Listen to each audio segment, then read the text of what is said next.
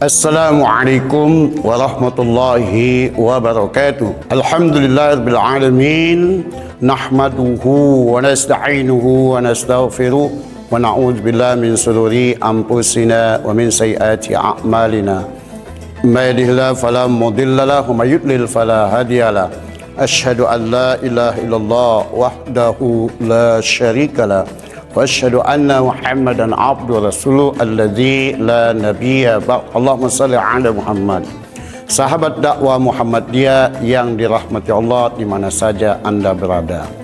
Kita telah memasuki Ramadan yang ke-9.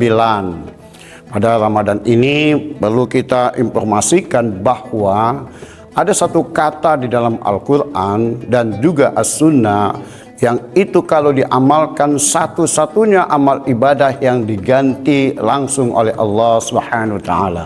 Apa itu? Adalah infak. Infak itu di dalam Al-Quran banyak sekali disebutkan bahwa infak maknanya memberikan sesuatu yang diberikan karunia oleh Allah kepada sesama manusia. Nah, infak ini kalau kita perhatikan di dalam Al-Quran, ya langsung diganti dalam surat Saba, surat yang ke-34 ayat 39. Allah menyatakan, "Qul inna rabbi yabsutur rizqa liman yasha'u min ibadihi wa yaqdiru lahu. Wa ma anfaqtum min syai' fa huwa yukhlifuhu wa huwa khairul raziqin." Katakanlah, sesungguhnya Tuhanku melapangkan rezeki bagi siapa yang dikehendakinya di antara hamba-hambanya. Nah, apa saja yang Anda infakkan, Allah ganti dan Allah maha terbaik dalam membagi rezeki. Ini terdapat dalam surat Saba, surat yang ke-34 ayat 39. Demikian dahsyatnya infak sehingga Allah langsung menggantinya. Kata-katanya yukhlifuhu, artinya diganti. Kalau dengan ibadah lain, puasa, sholat, itu menggunakan kata ajrun atau balasan atau jaza balasan. Tapi infak dia pakai khalafa, artinya ganti. Makanya Abdurrahman bin Auf, orang yang paling kaya di antara sahabat Rasul, salah satu yang paling dermawan, dia memahami bahwa infak itulah salah satu amalan yang spesial baginya, sehingga dia tidak pernah miskin, kendati pun hampir dulu pernah dia infakkan hampir seluruh hartanya.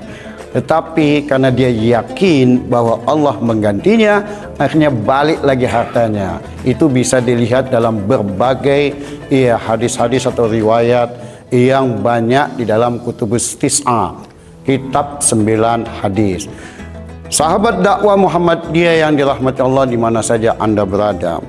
Demikian hebatnya infak di dalam Al-Quran dan As-Sunnah, bahwa Rasul menyatakan bagi siapa yang membiasakan melakukan infak terutama di pagi hari setelah sholat subuh, maka Allah memberikan satu keistimewaan, yakni dikirimnya malaikat untuk mendoakan orang-orang yang berinfak. Di dalam riwayat Al-Bukhari, doa malaikat kepada hamba Allah yang dermawan setiap pagi itu adalah Allahumma a'ti mumfika khalafa. Artinya, ya Allah, gantilah orang yang menginfakkan hartanya di jalan Allah tentunya.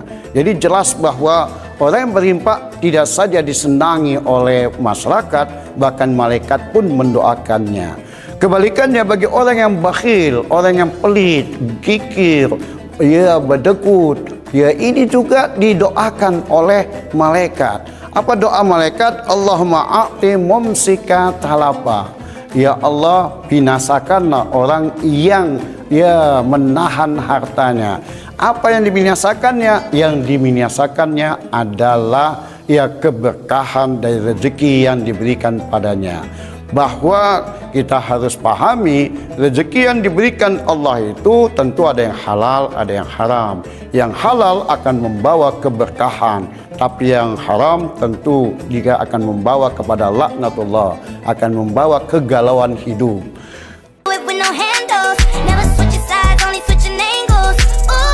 Ini dia nih, camilan favorit banyak orang saat sedang bersantai. Keripik.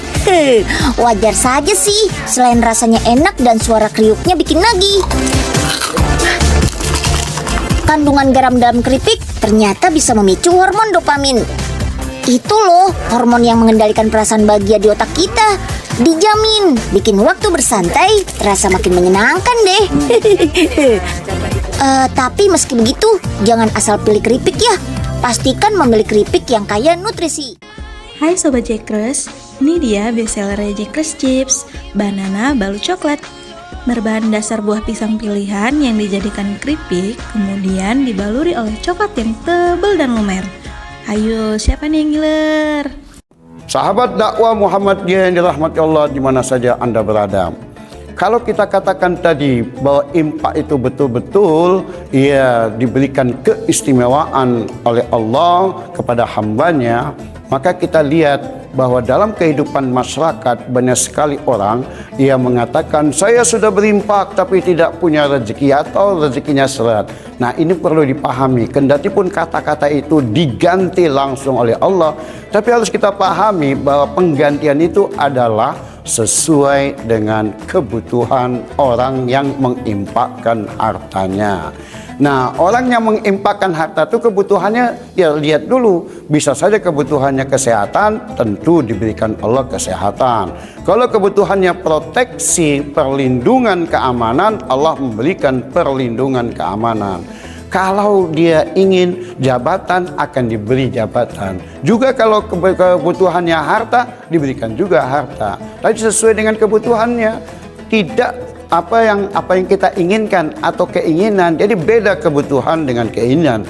Yang kita inginkan bahwa kita punya kendaraan, cukup satu itu kebutuhan. Tapi keinginan kita kan mestinya banyak. Udah diberikan Allah misalnya Alphard, Lexus, ya kan, Ferrari, bahkan Lamborghini. Udah diberikan Allah satu, tapi dia ingin dua.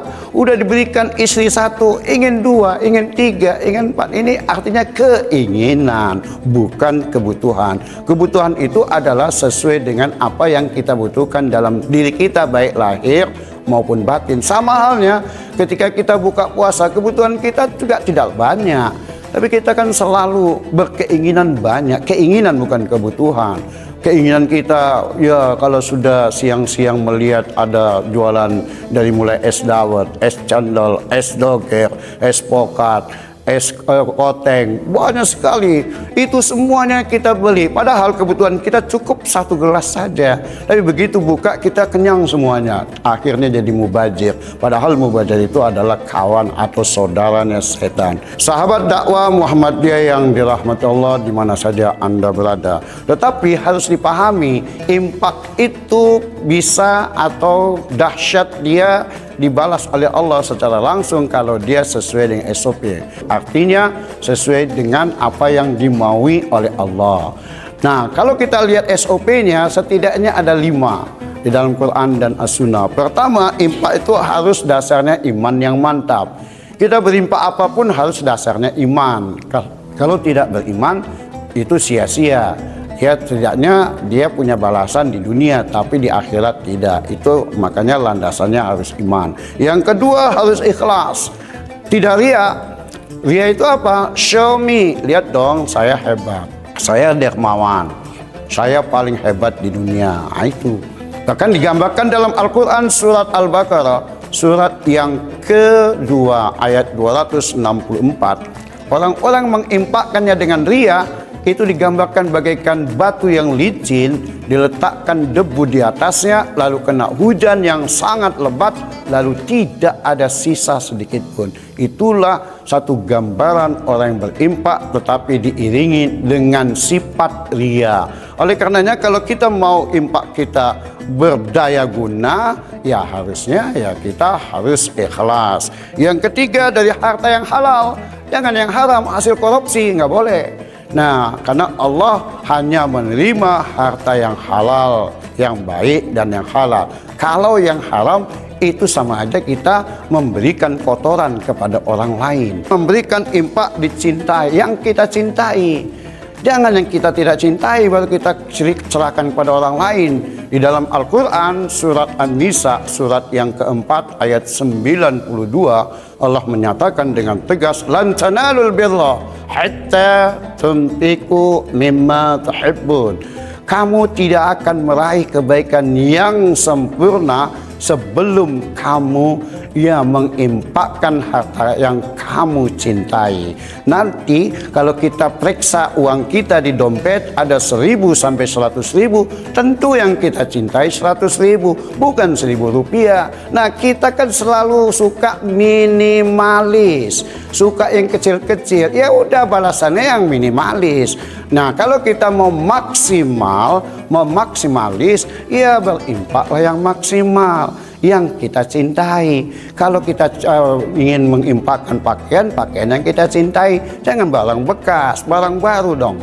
Jangan barang yang sudah kita tidak pakai orang lain. Kita sendiri pun tak mau dikasih yang bekas-bekas, apalagi orang lain. Oleh karenanya, sahabat dakwah Muhammadiyah yang dirahmati Allah, marilah kita banyak berimpak di bulan Ramadan ini, sehingga kita akan betul-betul terpenuhi apa yang kita harapkan menjadi orang yang bertakwa.